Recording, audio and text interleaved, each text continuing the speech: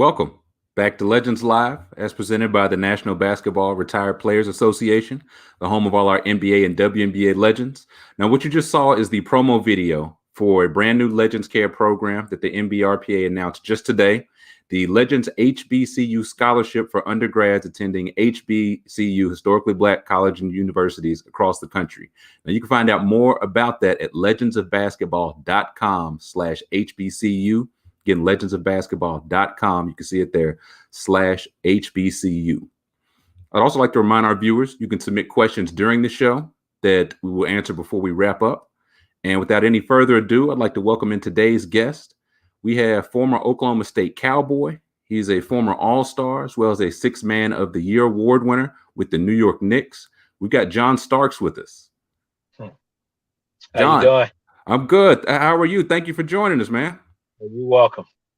First things first, how are you doing? I see you just got off the links, but we'll talk about that later. How are you? I'm doing great. No complaints. I hear you. Now, Again, you're staying busy? Oh, trying to. Now, we saw you just got off the links. We talked a little bit beforehand. How'd you shoot? Be honest. I shot 87 today. The course is a little wet today, and plus I didn't have my best game, but I won some money, so that's a good thing. Yeah, that's always a good. Yeah, that's a good round. Anytime you come out up, it feels like a good round. There you go. Now, what was it? Tournament, or are you just playing with the guys, or? Yeah, playing with one of my buddies. He's a member out here at Baltusrol Country Club out here in Jersey, and so he invited me to come out and play. Gotcha. Now, you play often? Like, is that something you picked up post NBA, or are you lifelong golfer? I was playing during while I was playing. I picked it up back in '94, and just got hooked on the game and been playing ever since. Now, I feel like I have to ask, who are some of the best ball playing golfers you played with? Well, Ray Allen is the best in my book. Yeah, okay. Yeah, he's very good. You know, Ray is probably like a +2 or something like that. So he's taking the money when he's out there. Yeah, he's taking all the money. He's taking all the money. Then you got Steph out there. That's very good. He grew up playing golf. His father Dale got him started early. I didn't realize that he played on the golf team when he was in high school. So he's a very good golfer. Then you got a few more guys out there that can really stripe the ball too. Okay, now who are the worst? You can say names. Well, Barkley definitely the worst. Okay, that's been documented. He's the worst. Yeah, I can't kill nobody. I don't want to kill nobody because that may bring bad luck on me. So I'll leave it at that. That's fair. That's fair. Now, as I mentioned, you went to Oklahoma State. They just lost a tough one to Oregon State in the tournament. How are you holding up? Are you doing all right? Yeah, I'm good. I was excited for the program to really see Cunningham and his maturation out there this year and how he played this year. It was good to see that the program is back in good standings, I like to say, and really shining a lot of light on the Cowboys. I thought Coach Boynton did a great job this year. It's been a tough season for, pretty much every college program, obviously during the pandemic. And to be able to, ride that out and to be able to have a successful season in the Big 12 and go on to the NCAAs and play as well as they play, it's just great to see, that the program is back. Definitely. You mentioned Cade Cunningham. What were your thoughts on just his freshman season? Had a great year. No, I thought it was fantastic. He's a young man that could have went anywhere, but he chose Oklahoma State to come to, and that's in due part to Coach Boynton and being the type of coach he is and the recruiter that he is, and the program that's there at Oklahoma State. And very talented team. They have some very young players that really showed up this year and played very well. And to be able to drop him in the mix, and for him to come out and to play the way he played was fantastic. And so I'm excited for him. Obviously, he's a lottery pick, if not the first pick in the draft. Definitely. So that's going to be, shine a lot of light on the program that Coach Boynton is getting these type of players. Now you mentioned, he'll probably be a top pick. You had a different route. You went JUCO to Oklahoma State, then went undrafted and ended up signing in the league. I'm curious, like, what did that process look like for you? Because like now, there's the Combine, G League. I feel like it's a lot more way for guys to get their tape out there. So what did that process look like for you? It was a little difficult, but I caught a break, to be honest with you, because when I went to Oklahoma State, I only had 1 year of eligibility because I screwed up my first couple of years in junior college. And once you start, the clock started ticking Right. At that time. And so when I was offered a scholarship to come play at Oklahoma State by Coach Leonard Hamilton, who's the coach now at Florida State, I jumped at the opportunity because I knew that this is a big time program, and that they was going to be playing on TV. So this is a way for me to really make my mark and get looked at. And it worked out, because I was playing in the Big 12, and Coach Larry Brown, who was the coach at Kansas at the time, liked what he saw in me. And he mentioned that to Coach Self, who's the coach now, who's my assistant coach, who's the coach now at Kansas. And just kind of funny how things work out is that I was getting ready to go after that year at Oklahoma State. I wasn't going to turn pro. I was getting ready to go sign at a NAIA school in Grand Canyon, who was coached by the great guard Paul Westfall. And it so happens I was getting ready to sign with him. He ended up taking a assistant coaching job at Phoenix. And so I said I wasn't going there. And then Coach Brown so happened to take, after they won the national championship with Kansas, he so happened to take the San Antonio job. And so I called Coach Self and told Coach Self to tell Coach Brown I'm coming out. Okay. And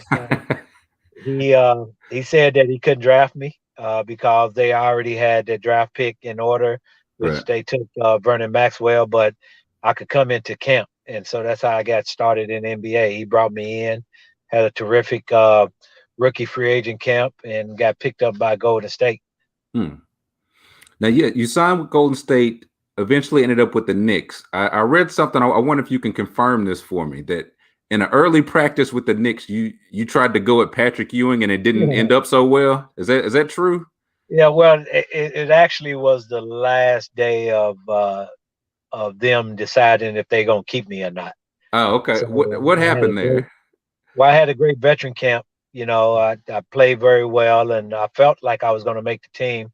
But when you in the NBA, is all about the numbers, right? And it was a numbers game, and so I felt like I had to come in to that last practice and really impress the coaches that I wanted to be here. So I came in with the attitude if it was a playoff game. That's how focused I was, and I wasn't missing a shot or anything. And I can remember I stole the ball, and Patrick was coming down on my left side, and I like, okay, this is my chance to like really impress them. And I went up to go dunk on him. I forgot he was 7 foot, could jump at the time. Yeah. And he ended up catching my dunk. I came down, twist my knee, and I had thought I had tore it up very bad, and he did too. He felt bad. He kept asking me, "Was you all right? You all right? You all right?" It wasn't. It was just like, I guess it was luck in a sense, because they had to put me on IR, and when they put you on injury reserve, they couldn't cut you at the time, so he gave me a chance to stick around. Right. And eventually, I came off of IR and end up, coming in and playing very well, and the rest was history after that. Okay, so it was turned out to be a blessing in disguise that you tried to go over Patrick. Yeah, the big fella always say he was my saving grace. Definitely. Yeah. Now, you're doing some work now with the Knicks. Is that correct? Yes. What's your role look like there? I'm alumni relations. And so what that entail is that I'm kind of like the face of the organization in the community. Okay. And so I deal with a lot of our sponsors. our key sponsors. I do in-game appearances along with myself and Larry Johnson, I should Hmm. say. We do the same role, and go out and do a lot of public speakings at school. I may go to companies, just anything community based. Me, myself, and Larry, pretty much out there for the organization. Hmm. I was gonna say it turned out to be a blessing. I was gonna say that wasn't you that was keeping Patrick out of the garden a couple weeks ago, trying to get back at him, was it? No, that wasn't me. Okay. No, I told him next time call me, I can get him in there. And you walk him in yourself. Yeah, there you go. Now, at the time playing with Patrick, did you ever see Coach Patrick Ewing? Like, did you ever think he'd become this, conference championship winning now head coach? Did you ever see that? Uh, Not really. Mm, I didn't know that he wanted to go into coaching. But I knew that during the summer he always worked out with Alonzo and worked out with Dikembe mm, and all the other big guys, Harrington, mm, a lot of the centers and stuff. So he was doing a little bit of that, right. while he was playing. But I didn't realize that he had the passion for it. I knew he was a very smart individual Mm, because he pretty much, led everything out there on the court from the offense to the defense. So, but I didn't know that he had that zest for coaching because it right. takes a different individual to coach. You Yeah. have to have a lot of patience, and A lot of. I didn't realize at times he didn't have a lot of patience with me, so I didn't realize that You he didn't was see a that great. part of him. Yeah, I didn't see that part of it, but it's great to see that he's having the success that he had when he was up here as an assistant, as Mm, well as what he's doing now with Georgetown. It was an incredible run that he had this year to get into the NCAA's, to go through the Big East, kind of mm, a la like what Connecticut did, but they didn't mm, finish up, and Connecticut ended up winning it all that year. yeah. But it was great to see him get that program, Georgetown program, back on track and really get them back out there in the limelight where they should be. Definitely. Now, you mentioned doing some community work with the Knicks. I saw that you established the John Starks Foundation. That was, I think, in the '90s while you're still playing, correct? Yeah. Tell us about that.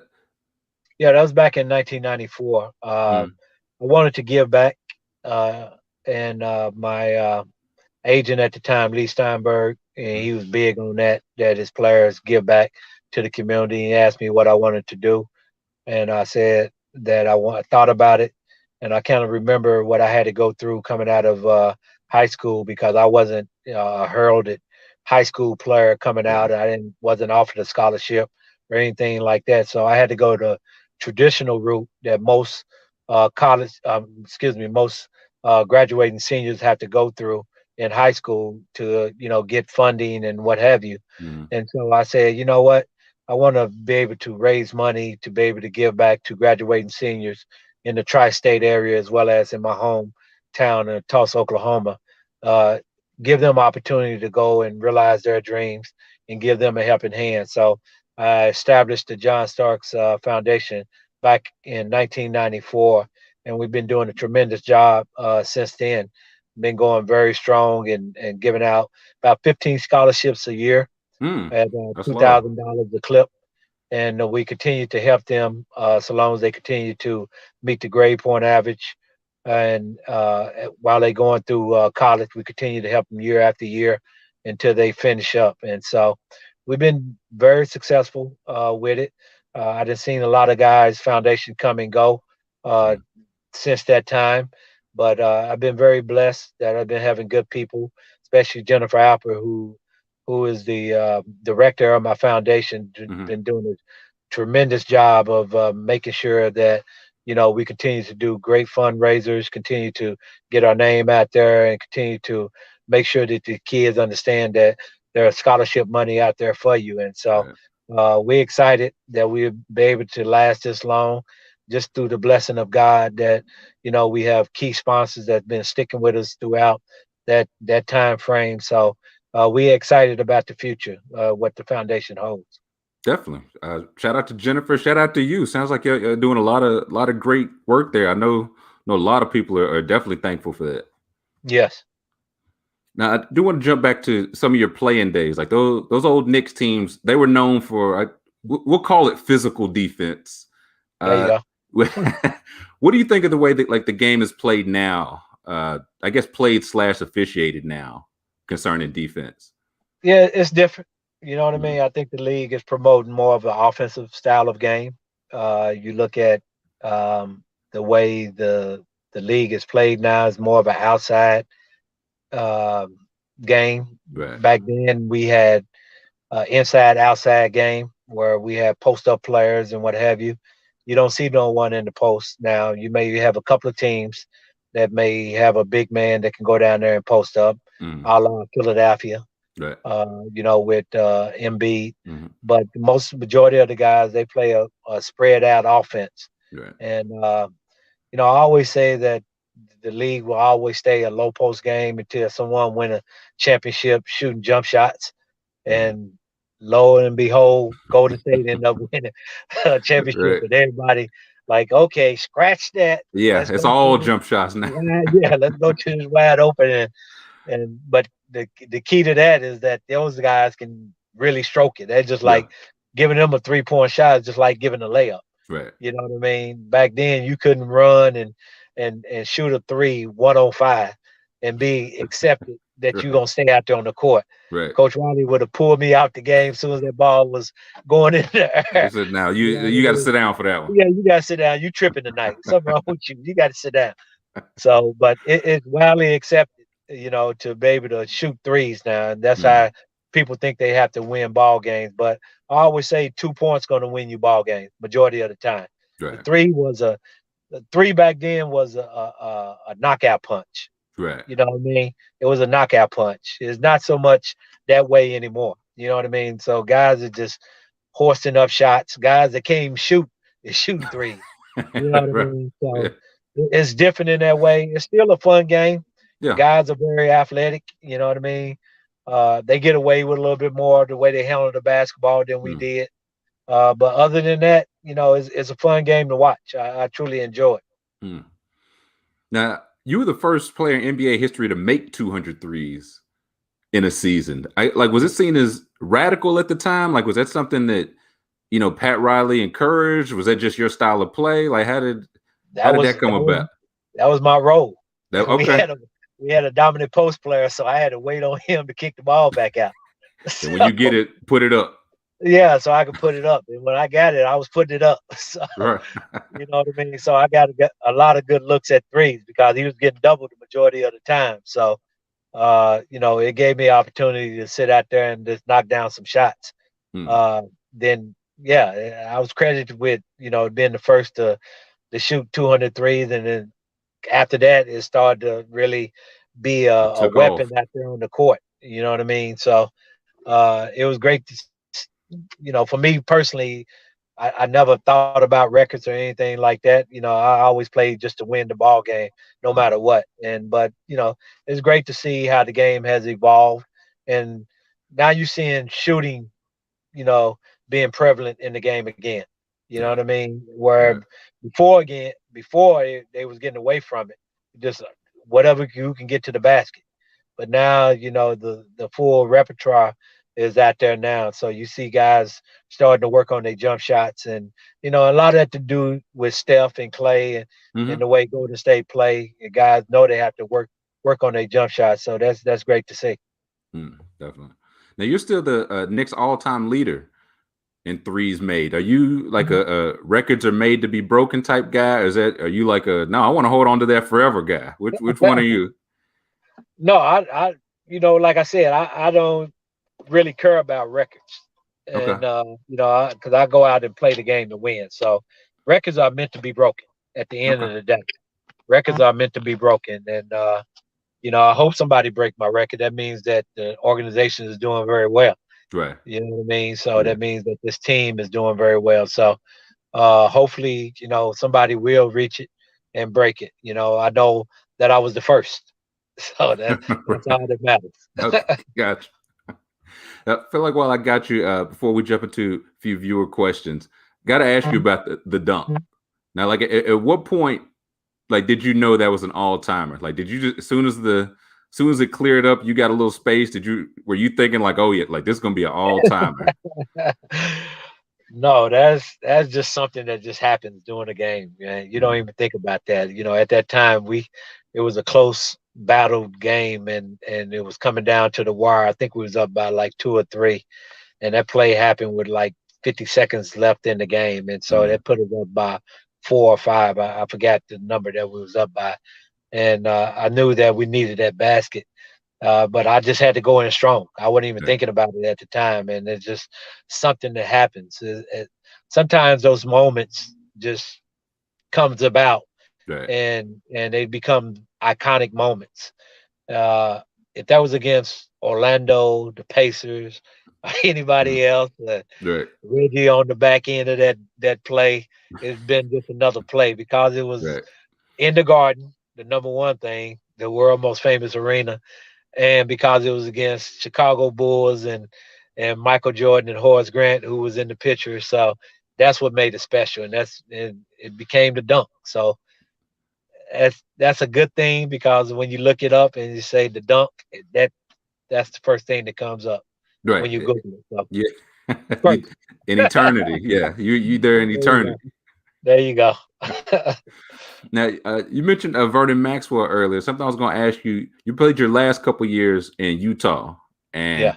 Mad Max. He's had I guess you could say, a beef with the Utah fans in the state of Utah. So I ask you, what was it like going there as a player? I I always tell people this: don't ever say never, because I said I'd never play for Utah, and I ended my career there. Right. But to be honest with you, it was great. You know what I Okay. mean? It's a family-oriented city. You know what I mean? And so, not a lot to do with that. You're an outdoorsman. If Mm. you like being outdoors, and it's a family community up there, and I really enjoyed myself. Be honest with you, I had a great Okay. time in Utah. It gets a bad rap because it's off the beaten path, Mm. but it's a great city. The people are friendly, so I always had a great time there. They rabid Jazz fans because that's the only thing going on in Right. Utah. I think they got a soccer team now, if I'm not mistaken. But other than that, it was a fun city. My kids even skied. I would never Okay. get on the skis. Not for you, huh? Not for me. I had a knee surgery back in '94, right before the championship. And when I was in rehab, like 90% of the people in rehab was ski related. So I said, Okay. Yeah. would never get on those skis, but my kids did. But it was fun. I truly enjoyed myself there. Okay. Let's see what check in with a couple questions before we let you go. See what we got here. Got one from the Legends Lounge. It says, before Tribe Called Quest and the Beastie Boys dropped your name in their songs, did they give you a heads up? How'd that go? No, they didn't. Okay. Okay. You made it big when you get your name dropped in the song. So Yeah. I made it Where do you big. remember where you were when you first heard those? I don't. I don't. It was up in New York, definitely up in New York. So I don't. Let's see if we got another question here. Let's check in backstage. See what we got. Oh, we got a shout out here. Yeah, John Michael says, I got a heart like John Starks, just like Q-Tip said. That's pretty cool. Yeah, that's got to feel good. It does. It does. You know what I Yeah, mean? What the beauty about sports, and I really didn't appreciate that until I came back to New York, right. and have so many people come up to me and tell me that I affected their lives during my time of playing, and my backstory, and how I was able to get to the NBA, and the struggles and what have you, really lift them up out of some tough situations. Mm, You know what I mean? Because they saw that, I came from a tough situation and right. was able to make it, and it gave them inspirations to come out of whatever they was going through, and that's when it really dawned on me the effect that sports truly have on people. Right. Right. Let's see. Got a question from I got that Cliff. Cliff says, who are your favorite players in today's game? And does anyone remind you of yourself? Well, the guy who I love watching playing is Westbrook. I Mm, just love his heart. You know what I mean? I love his determination. I love that he don't cheat the fans. right. When he plays, you coming to get your money's worth. 100% every time. 100% all the time. And it's just amazing the way he go out there and just give his all. You know what I Right. mean? He's much bigger than me, but I had that same mentality. You know what I'm saying? Right. That I'm just gonna go out there and just lay it on the line night in and night out. Truly enjoy watching him, and I'm truly enjoying my big fella in New York, Mm. Julius Randle. The Oh way yeah, he's playing this year, him and R.J. Barrett, as well as the whole team. But those two particular guys are really stepped their games up, and definitely. it's great to see because this team is really doing something very special this year. Yeah. They look good. Had a really good first half of Yeah, the season. yeah. Let's see. Next question from CMC says, "Who was the toughest guy to match up against at point guard in the '90s?" Ooh, it's a lot of great point guards back then. You had Kenny Anderson. You had Timmy Hardaway. Hardaway was rough. He Yeah, he, that he was rough. crossover. Crossover, bro. He coming at you 100 miles an hour and like bam bam. You know what I mean? Then you had AI when he got in the league. You had all those guys. They was tough. One of my toughest opponent though, and God rest his soul, was Dragan Petrovic. Mm, the net's He great. was, Yep. yeah, he can go. He would go. We lost him too soon, but Yeah. that kid, he can really play basketball, really shoot it. You know Yeah. what I mean? He was strong. Definitely. Let's see. One from Camille. Camille says, "Your favorite NBA moment? Like, what still makes you smile as far as like NBA moments from your career?" When we beat Indiana in Game 7 to get to the championship, Okay. always makes me smile because I always think about the play that got us there, and it was a defensive play. Mm, Uh, two plays. One was when I drove to the basket. I'm just coming off my knee surgery at that time, mm. and I went up thinking I still got hops, but I had like a flat tire, and, Okay. and I jumped as high as I could. And like, you're not gonna make this. So Right. I tried to like get it off the backboard. This is Dale Davis coming to block the shot, and the ball bounced off the rim. I'm like, oh man, game over with. Here come my big fella right behind me, following the play. Cleaning Patrick up. came and slammed it in, right? And then we had to go back on the other end to stop them. And I can remember the play where we was coming out the huddle, and I said, Oak, Reggie, they Mm, going to Reggie, and I say, I'm sending them off your side because Oak mm. was the best help man on our team, and I made sure that Reggie went off to the right side, and he went off to the right side, and who was there? Oak. Oak jumped out at him, and he shot an air ball. We ended up winning the game. So that's the one that sticks. That's the one you think about a lot. Always, always. Let's take us in for our viewer questions. Got one more question. We ask all our legends before we let you go. Getting together our season 2 of our playlist.